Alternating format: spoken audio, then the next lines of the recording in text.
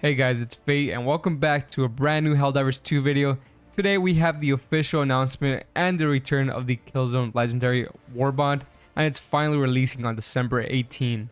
If you don't remember, this collaboration originally released last year through the Superstore, but the items were only available for a limited time. If you missed it back then you missed it completely.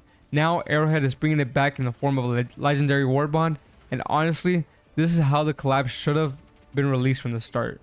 Similar to how we got the Halo ODST Warbond.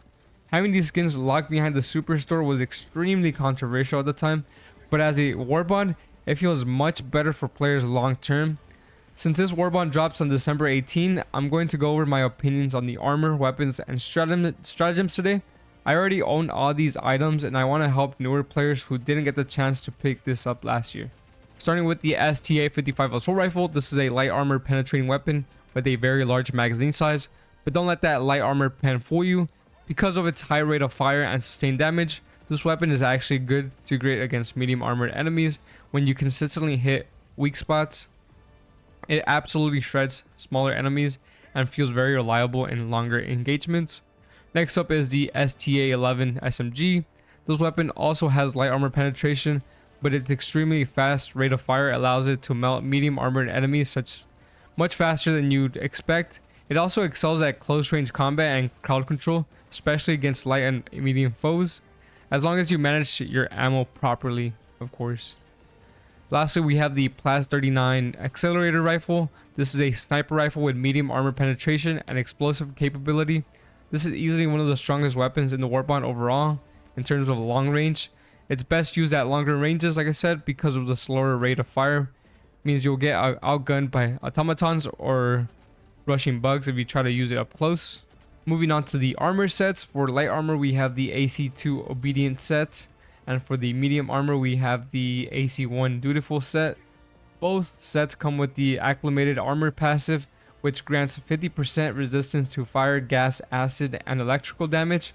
This passive is extremely useful in Helldivers 2 because you're constantly dealing with the elemental damage, whether it's from the enemies, environmental hazards, or sometimes your own teammates. The only stratagem included in this Warbond is the STA-X3 Wasp launcher, which is free. This is a homing missile launcher that's great against both medium and heavy armored enemies. I absolutely love this stratagem, especially when dealing with the flying enemies like the automaton ships, stingrays, or even bile dragons. Overall, I think this Warbond is a solid package. The armor designs, the acclimated passive, the Wasp launcher are all fantastic.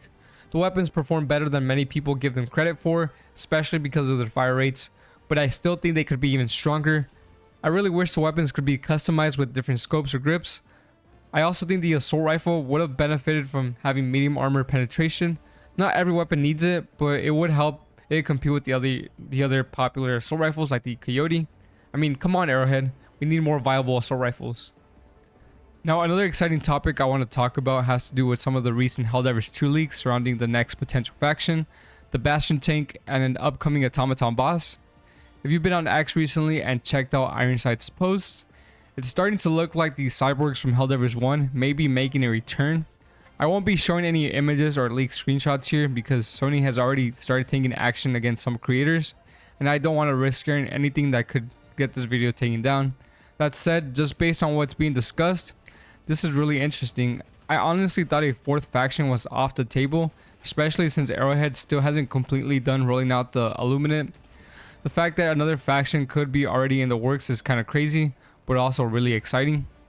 What makes this even more interesting is the possibility that we could see a team-up scenario involving the cyborgs and the automatons, which would make total sense lore-wise and could seriously shake up how the game plays. Speaking of the automatons, they've also been involved in another major leak, this time involving the mech style boss. Earlier this year we got the Hive Lords as the boss encounter for the Terminids, so the idea of a dedicated automaton mech boss would be absolutely insane. Personally, I would love to see this added soon because the bots could really use an extra layer of challenge. And lastly, we have something a little bit more official. The stratagem icon for the Bastion tank has been found in the game files, which pretty much confirms that it exists in some form. Ironside even showed an in-game asset referencing the tank. Again, I won't show it here, but the evidence is definitely there. If you guys didn't know, I'm a huge fan of tanks, So the idea of a drivable tank in Helldivers 2 would be absolutely awesome. Whether it's a stratagem, a mission objective, or something bigger, I really hope Arrowhead pulls the trigger on this one. That's going to do it for my thoughts on the Killzone Legendary Warbond. I mainly wanted to make this video to inform players who didn't get a chance to grab this armor last year. If you found this video informative, make sure to like and subscribe. It would help out a ton. And comment down below, are you a Killzone fan? Are you planning on picking this Warbond up? Sound off in the comments below. And this is Fate signing off. She for the streets. Got green rocks, Frankenstein. Makes sense and none at the same time. You MC squared, I'm Einstein. I'm the new Johnny Cash, well, water line.